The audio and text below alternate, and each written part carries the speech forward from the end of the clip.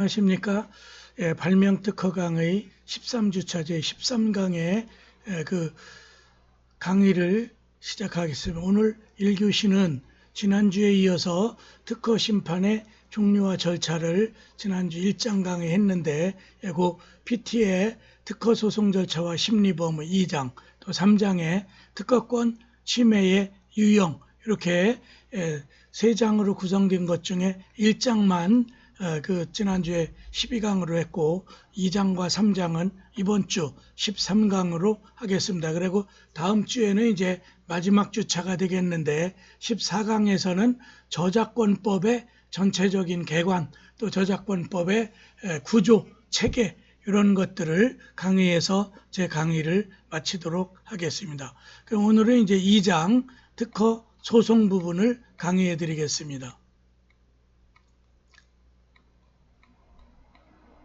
특허 소송의 절차와 심리범의 첫 번째, 특허 소송의 의의를 살펴보면 특허 침해 소송이라 함은 특허권자의 허락 등 특허에 대한 정당한 권한 없이 타인의 특허를 실시할 경우 특허권자가 그 타인에 대하여 소송을 제기하는 걸 말한다. 그래서 A라는 사람이 독점배타적 특허권을 등록해놓고 특허권자인데 B가 아무런 어떠한 실시권이나 또 허락도 얻지 아니하고 무단으로 특허를 실시하게 되면, 즉 그 특허를 바탕으로 한 물건을 생산한다라든가 이렇게 하면은 특허권 침해로 보고, 또 특허권 침해냐 아니냐는 한 3주 전쯤에 제가 특허권의 보호범의 청구함과 관련해서 설명드렸고요. 그래서 이러한 정당한 권한 없이 타인의 특허 실시할 경우에 특허 침해로 되고, 특허 소송 또 특허 침해에 따른 일반 소송으로서의 손해배상 청구, 이런 거 소송을 제기할 수 있다. 그래 전심구조인 특허 심판을 거쳐서 특허 법원의 소송으로 가는 그런 특허 소송이 있고, 또 특허권 침해에 따른 일반 법원에 제기하는 일반 소송 절차가 있겠죠. 두 번째, 특허 소송 절차와 특징. 괄호 1번에 준비 절차를 통한 집중심리주의. 특허와 실용신안 사건은 특별한 사정이 없는 한 우선 재판부가 소장, 기타 소송 서류를 검토하고 기술심리관의 설명을 들어 기술 내용을 파악한 다음 준비 절차에 기부하여 수명법관의 지휘 아래 집중적으로 심리하고 있다. 그래서 특허 법원의 구조를 보면 일반 법원의 합의부로 구성하면 부장판사, 좌배석, 우배석 이렇게 3인이 일조가 돼서 재판을 하죠. 그런데 특허소송에서는 그 3인의 법관 위에 기술심리관이라는 기술 부분의 기술 파트에 그 전문가가 한 명 더 있어 사실상 4명이죠. 물론 이제 재판은 합의부에서 하는 거지만은 그렇게 해서 기술 심리관 제도가 도입되어 있고, 또 여기에 준비 절차에서는 그 준비 절차, 즉 이 특허 소송의 쟁점을 정리하고 앞으로 소송에서 제출할 증거라든가 이런 것들을 전체적으로 한번 정리해서 집중심리제도라고 하죠.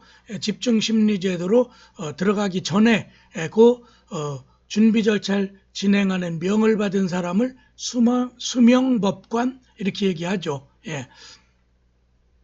그 집중심리주의의 두 번째 문단 보니까 디자인 및 상표 사건 역시 준비 절차에 해부할 수 있으나 특허나 실용신안보다는 좀 복잡하지 않겠죠. 이들 사건은 특허 및 실용신안 사건에 비하여 상대적으로 그 내용이나 쟁점이 간단한 경우가 많으므로 대개는 준비 절차를 거치지 않고 바로 본안 심리 들어가서 변론기를 지정하고 진행하죠. 그래서 특허와 실용신안은 사안이 복잡한 경우가 많고 또 기술적 특성을 가진 게 많기 때문에 쟁점 정리를 하는 집중심리주의의 일환으로 준비 절차를 거치게 된다. 또 준비 절차에 부딪힌 사건에 대한 먼저 서면에 의한 쟁점 정리 절차를 시작하는데, 서면에 의한 쟁점 정리 절차는 준비서면 공방과 기일전 증거조사의 두 가지가 핵심 요소이다. 그중 준비서면 공방은 피고가 실질적 내용 있는 답변서를 제출하면 이를 원고에게 송달하면서 3주 정도의 기간 안에 반박 준비서면을 제출하도록 하는 구조로 진행된다. 그렇게 해서 그 준비 절차를 진행하는 소송 실무를 간단하게 설명했고요. 그리고 이 과정에서 쌍방 당사자는 준비 서면에 의한 주장의 제출과 더불어 그 주장을 뒷받침하는 증거 신청 및 증거의 현출을 모두 마쳐야 된다. 그래 되도록이면 본안 심리 들어가서 절차를 신속하게 진행하기 위하여 이러한 준비 절차를 거치니까 향후 내게 될 어떤 그 증거나 이런 것들을 모두 목록 같은 걸 확인한다라든가 그렇죠? 그런 절차를 거치게 된다는 게 준비 서면의 특징이죠. 이러한 서면 공방 절차를 통하여 기본 서면 공방이 종료되면 준비 서면을 서로 내는 거죠. 재판장은 이 상태에서 본격적인 기록 검토 및 사건 분류를 하여 심리 방향을 결정하는데 이 과정에서 쟁점 부상 및 기일전 증거 제출이 일단 완료되었다고 판단되는 사건은 쟁점 정리기일을 또 지정하게 된다. 쟁점 정리기일이라는 게 또 있죠. 쟁점 정리기일은 쌍방 당사자 본인이 법관 면전에서 사건의 쟁점을 확인하고 상호 반박을 하는 기일을 가짐으로써 구술주의의 정신을 구현하는 절차로서 이를 통하여 당사자 본인이 하고자 하는 주장과 호소를 할 만큼 하게 함으로써 재판에 대한 승복률을 높이는 방향으로 운영하고자 이런 그 쟁점 정리기일을 잡기도 한다. 때로는 특허 및 실용신안 사건의 기술 내용을 정확히 파악하기 위하여 당사자를 비롯한 관계기술자를 출석시켜 도면, 실물, 또 모형, 컴퓨터 그래픽, 비디오 장치 등을 이용하여 기술적 사항에 관한 각자 주장을 구체적으로 설명하게 하는 이른바 기술 설명이, 그래서 일반 민사소송과 많이 다르죠. 기술 설명회를 개최함으로써 쟁점과 증거를 정리하는 이런 절차가 또 있다. 이 절차에서 기술 설명회에서 기술 내용에 관한 폭넓고 심도 있는 심리를 할 수 있게 된다. 그래서 특허법원은 상당히 전문법원이고 또 전문법원으로서의 특징을 가져요. 또 전문법원으로 가정법원 이런 데는 이렇게 디테일하게 되지는 않고 다 일반 민사소송처럼 진행하는데 특허 소송 사건은 좀 더 특징이 있다는 걸 꼭 기억해 두세요.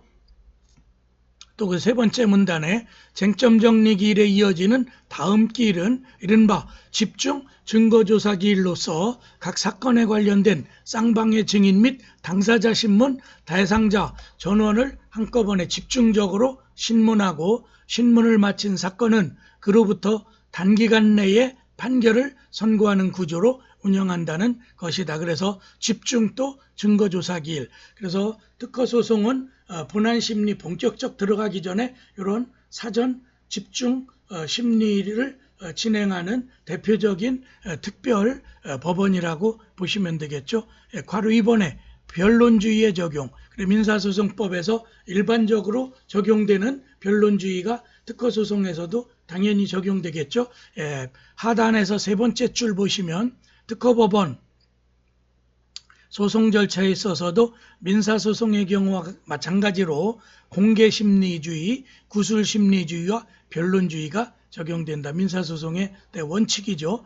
이 점에 있어서 직권심리주의가 적용되는 지난주에 설명했던 특허심판 절차, 즉 특허청 내부의 특허심사란자 쪽에서 재심사를 거쳐서 특허심판원이 하는 행정심판의 한 내용이라고 했죠. 그래서 특허심판 절차를 거쳐서 불복을 할 때 이제 특허법원에 제소를 하게 된다.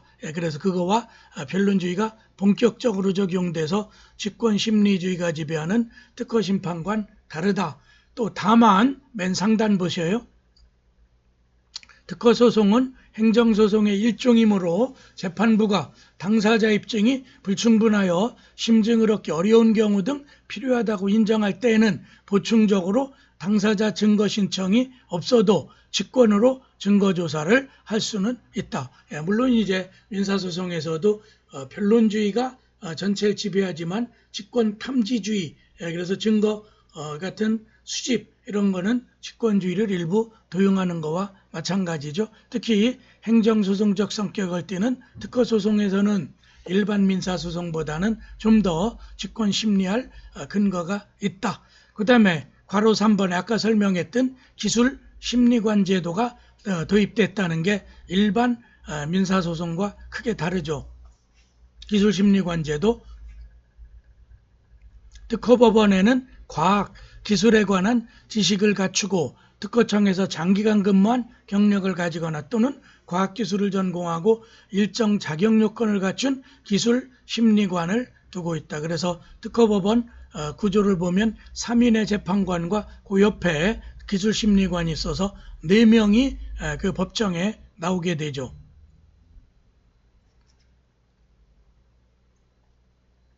기술심리관은 특허, 실용신안, 디자인, 상표사건 재판의 전 과정에서 수시로 재판부로부터의 기술적인 사항에 대한 자문에 응하고 재판부가 필요하다고 인정하는 경우 준비 절차 및 변론기일의 심리에 참여할 수 있으며 재판장 또는 수명법관의 허가를 얻어 기술적인 사항에 관하여 소송관계인에게 질문을 할 수 있다. 그래서 적극적 재판에 참여를 해요. 그 하단에서 세 번째 줄 보면 기술심리관은 변론기일에 참여하는 경우 재판부의 왼쪽에 작석한다. 앞에서 보면 왼편이죠. 기술심리관은 또한 재판부의 합의 과정에서 기술적인 사항에 관한 의견을 진술하고 또 보충신문 같은 걸 할 수가 있죠. 그래서 완전한 법관, 판결서에 사인하진 않지만 기술심리관도 그 준 법관에 준해서 그 변론하는 과정에 참여한다는 게 특징이에요. 그 다음에 큰 3번 특허소송의 법적 성질 및 행정소송과 민사소송의 관계. 그래서 이런 차이점 있는 걸 어떻게 볼 것인지 이런 걸 한번 살펴보겠어요. 괄호 1번에 먼저 법적 성질. 심결 취소소송은 기본적으로 행정소송의 일종으로 보는 것이 통설 판례의 입장이다. 심결 취소소송 중 특허청장을 피고로 하는 결정계 사건은 행정소송법 제3조 제1호 소정의 항고 내지는 취소소송이라는데 다툼이 없으나 특허권자 또는 이해관계인을 상대로 하는 당사자계 사건에 관해서는 결정계 사건과 마찬가지로 항고소송이라고 보는 견해도 있고, 왜냐하면 당사자 대립주의가 적용되기 때문에 차이가 있죠. 또 당사자계 소송이라고 보는 견해. 그래서 항고소송이냐 또는 일반적 당사자. 항고소송이라면 행정소송의 특징을 갖고 있죠. 취소소송으로서. 그래서 행정사건은 일반적으로 항고소송, 즉 행정청의 처분 등에 대한 걸 취소하라는 소송이 주안점이 돼서 항고소송이라고 그러죠. 그래서 당사자계 특허소송일 때는 견해가 항고소송설과 당사자 소송설의 두 개 견해가 대립한다.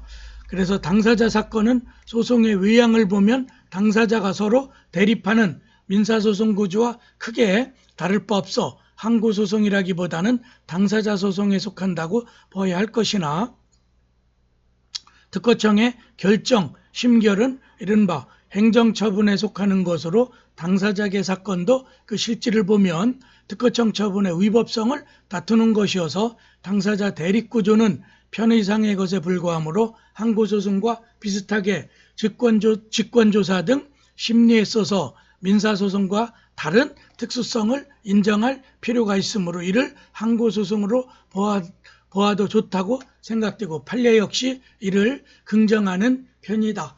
그런 면에서 당사자 소송설은 학설로도 소수설이고 판례가 항고소송설을 취하고 있다고 기억해 두시면 되겠어요. 그래서 법적 성질은 항고소송이 다수설이고 판례다.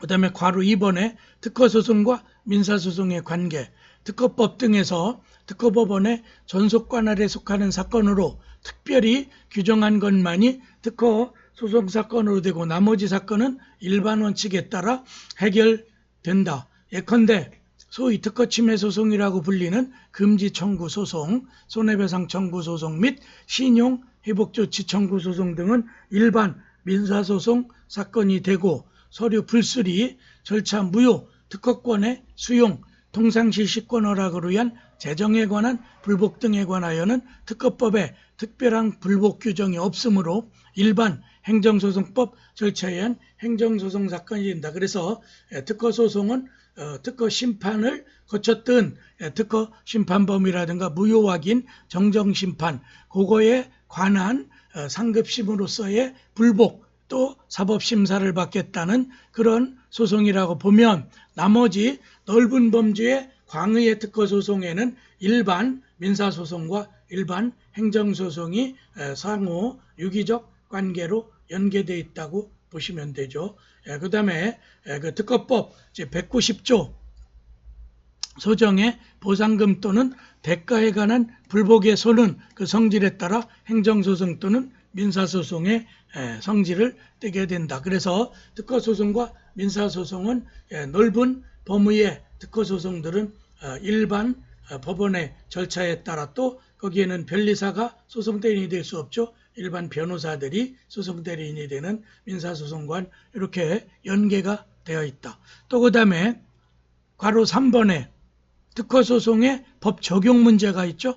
특허소송에 대해서는 절차법인 특허소송법이 아직 존재하진 않는다. 그래서 넓은 의미의 민사소송법과 또 그 다음에 행정소송법이 각각 적용이 되겠죠. 절차에 대한 건. 그러므로 우선 특허법이 적용되고 특허에 관한 문제이니까 그렇죠. 특허법의 규정이 없는 사항에 대해서는 특허소송이 기본적으로 행정소송적인 성질을 가지므로 먼저 행정소송법이 준용되고 특히 항고소송 성질을 띠는 건 거의 행정소송법에 따라 재판하겠죠. 다시 행정소송법에 특별한 규정이 없는 경우에는 행정소송법 제8조에 따라 민사소송법이 차례로 준용될 거다. 그래서 먼저 민법의 특별법이라 할 수 있는 특허법, 지적재산권의 대표적인 법률이 되죠. 그래 특허법에 따라서 법 적용, 실체법적 근거를 찾는 게 분명하고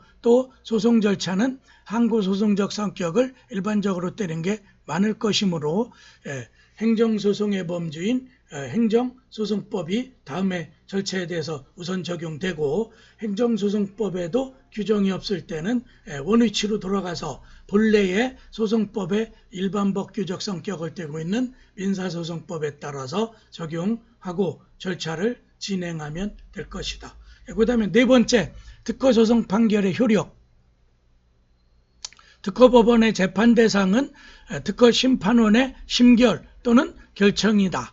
그래서 원칙적으로 당사자에게 소송이 많겠죠. 따라서 특허법원의 판결은 특허심판원의 심결 또는 결정의 취소를 구하는 청구로서 원고의 청구가 이유 없으면 기각할 것이고 반대로 오히려 원고 청구가 이유 있으면 심결 또는 결정을 취소해서 인용시키는 그렇죠. 청구를 인용하는 형식을 취하고 있다. 특허법 제189조 제1항의 근거에 의하면 그런 형식의 소송이죠. 그 다음에 괄호 2번 원고 청구를 인정하는 취소 판결이 확정된 때는 특허심판원이 다시 심리를 하여 심결 또는 결정을 하여야 하는데 특허법 제189조 2항이죠.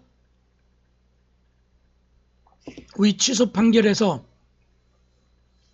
취소의 기본이 된 이유는 그 사건에 대하여 특허심판원을 기속, 엮어맨다는 거죠. 기속함으로 특허법 제189조 3항에 따라 특허심판원은 확정 판결의 취소 이유와 저촉되는 심결 또는 결정을 할 수 없다. 그렇죠? 사법부의 판단이 났는데 그걸 저촉되는 그런 결정을 하면 우리나라의 사법부 분쟁에 있어서의 심판기관인 특허심판에 대한 특허소송의 판결에 기속되는 그런 관계를 가지고 있다.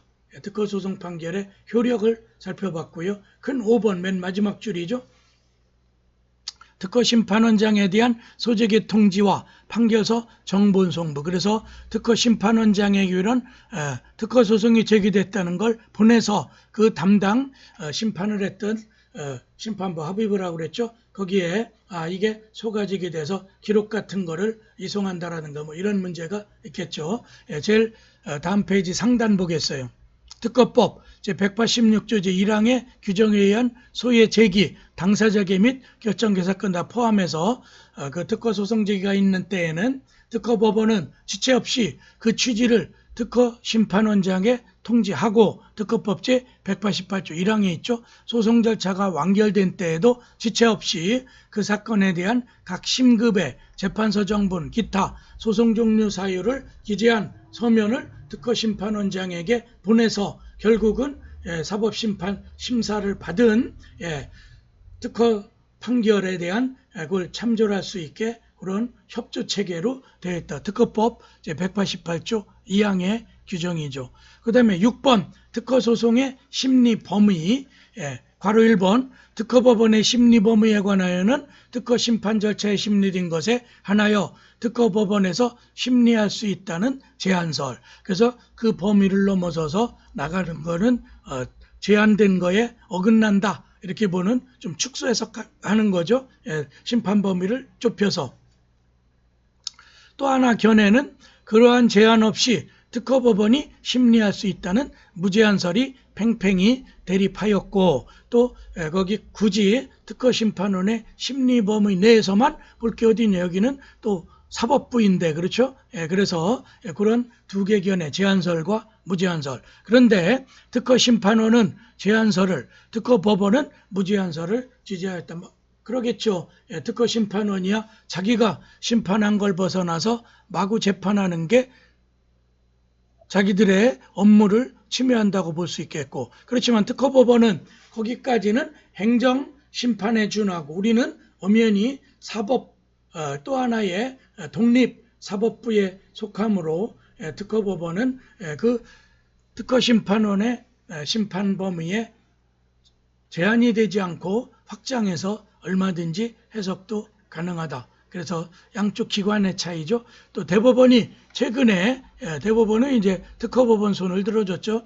무제한설을 취하는 판결을 선고함으로써 일단 논쟁의 종집을 찍어서 그 행정심판에 준하는 특허심판의 범위를 벗어나서 판결했다고 그래서 위법이 아니라는 그런 대법원의 확정 판결이 있었다. 괄호 2번 보면 특허소송의 경우에도 다른 일반 행정소송의 경우와 마찬가지로 원칙적으로 그 심리 범위에 제한을 두지 않는 것이 이론적으로나 소송경제적으로 타당하다. 그렇죠? 그걸 제한을 두면 또 제한 둔 거에 대한 분쟁이 또 생길 거 아니에요. 그래서 소송경제에도 불합리하다. 제한설은. 다만 특허법원의 심리 범위에 제한을 두지 않는 것이 원칙이라 하더라도 모든 특허소송에서 항상 기계적으로 이 원칙 즉 무제한설이죠. 적용할 수는 없으며 다양한 형태의 특허소송의 사안에 따라서는 심리범위에 어느 정도의 제한을 가해야 할 경우가 생길 수 있다.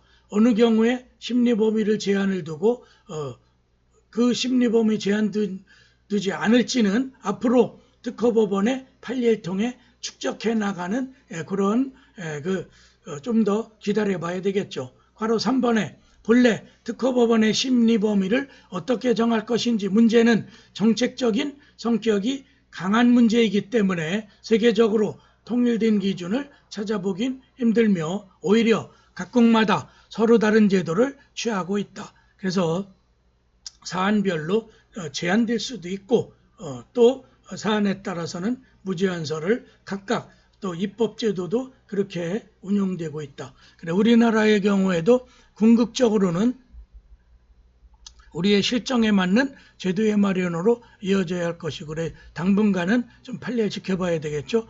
이를 위해서는 지금과 같이 특허소송의 심리범위 문제를 해석론에만 맡겨놓기보다는 그에 관한 일정한 뼈대를 입법하는 것이 필요하다. 그래 좀 더 나가면 판례의 추이를 지켜보면서 어떠한 거기에 특허 법원에 대한 일정한 심리 범위에 대한 걸 특허 이제 앞으로 좀 더 바람직할 때는 특허 소송법 이런 특별 절차법이 만들어져야 되겠죠.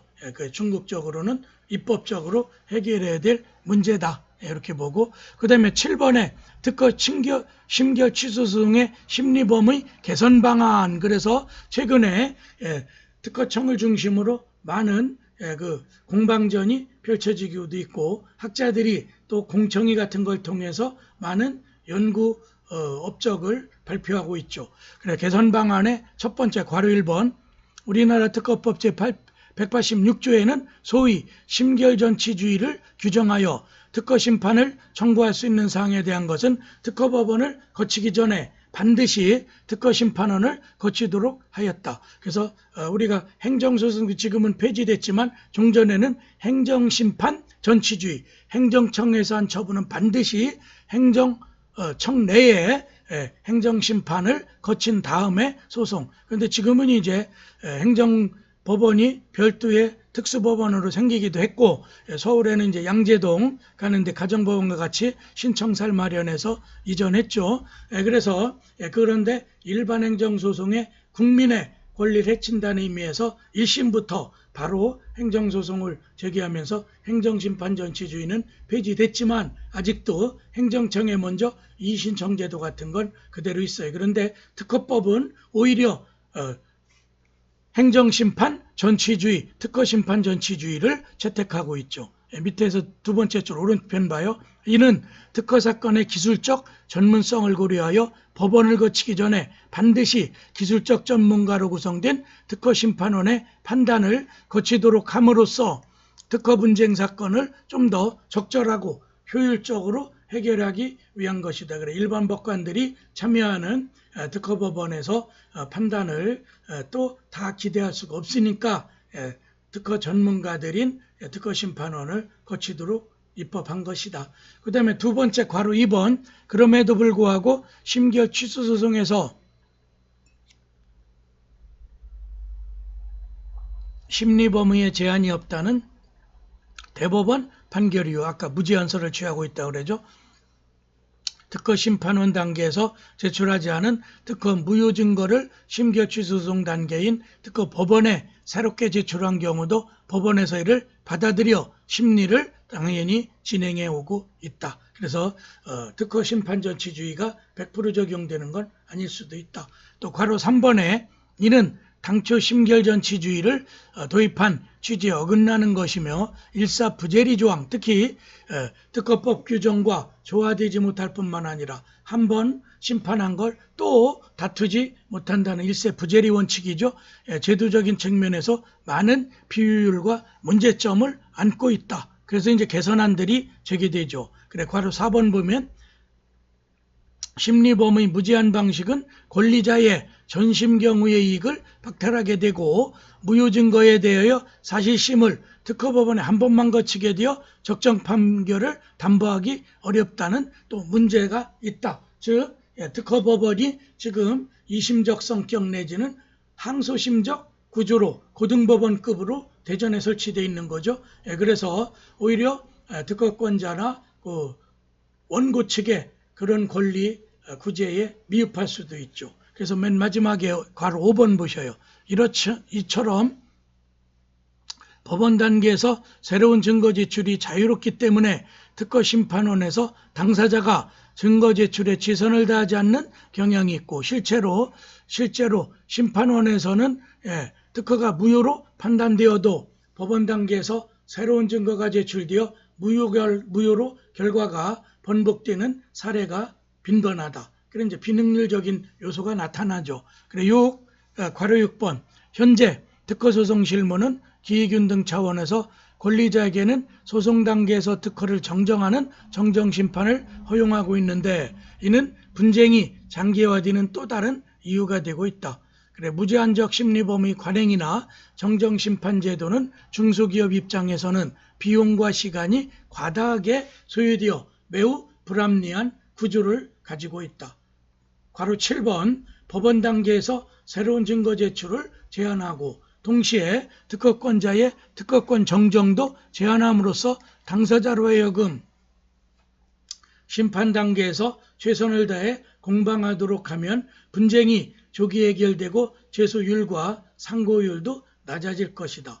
법원 단계에서 증거 제출을 제한하는 방식이 궁극적으로는 분쟁을 빠르고 적은 비용으로 해결하는 데 유리하다는 것은 미국, 일본, 중국 등 외국의 사례나 국내적 상황을 볼 때 명확하다.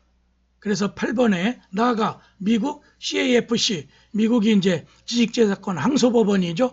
PTAB나 지방법원 사건을 심리할 때 요 페이턴트 항소법원을 얘기하죠. 하급심의 사실 판단을 존중하는 관행을 정립하고 있고 특허 무효를 판단함에 있어서도 PTAB와 또 지방법원에서 입증 책임 정도를 달리하여 적용했는데 이러한 관행은 분쟁에 대한 예측 가능성과 권리에 대한 법적 안정성을 도모하는 데 유리하여 우리나라에도 미국의 그 항소심적 성격 운용을 많이 봐야 된다. 그래서 이제 여기서 이제 학자들이 주장하는 직중 심리제도 뭐 이런 걸 도입하자는 거죠. 괄호 9번에 보면 심리 범위를 제한하기 위한 특허법 개정 방안은 특허법 제186조 등을 개정하여 심결 취소송 단계에서 새로운 증거 제출을 하지 못하도록 그 심판원의 모든 증거를 다 내고 거기는 말 그대로 항소심적 심판만 할 수 있게 제안서를 따르자는 거죠. 직접적으로 제안하는 방안과 소송 단계에서 새로운 증거가 제출된 경우 해당 사건을 특허 심판원으로 환송, 대법원의 환송 판결처럼 파기환송해서 다시 한 번 더 심리하라 이런 제도죠. 그래 10번째 가로 10번에 아니면 특허법 제136조 등을 개정하여 무효심판 사건이 계속 중인 경우는 특허심판원 단계에서만 특허권 정정이 가능하도록 하는 것이 바람직하다. 그래서 특허 소송을 제기하면서 특허 정정 심판을 내는 건 막아서 이중적 부담을 덜어주자 이런 거죠. 그래서 11번 괄호의 11번 2016년부터 심결 취소소송과 침해소송 항소심 관할이 특허법원으로 단일화되었다. 그래 일부 법이 개정된 거죠. 이제는 특허법원이 새로운 환경에 부응하는 위상과 역할을 정립할 시점이 되었다. 그러나 현재와 같이 새로운 증거를 특허법원이 처음부터 파악하고 판단하여 일심적 성격으로 운영하는 거죠. 해결하는 방식으로는 한계가 있다. 괄호 12번 새로운 증거, 기술적 문제 등에 관해서는 모두 특허심판원의 판단을 거치도록 하고 특허법원은 특허심판원의 판단에 명백한 오류가 있는지 여부를 판단하여 사건 해결의 적정성과 신속성을 도모하고 주요 법률적 쟁점에 관한 검토에 주력하여 특허 분야에 관한 일반적 통일적 기준을 제시하는 역할에 충실히 역할 분담하는 것이 바람직하다. 이른바 이런 주장을 특허 심판의 집중 심리 또 내지는 특허 심판원 집중주의 이런 거를 도입하자는 거죠. 30분 정도에서 여기서 좀 잠시 쉬었다가 8번 심결 취소송의 심리범의 관련 판례는 2교시에서 강의하겠어요. 무제한서를 취한 판례 근거죠. 10분 쉬었다 하겠습니다.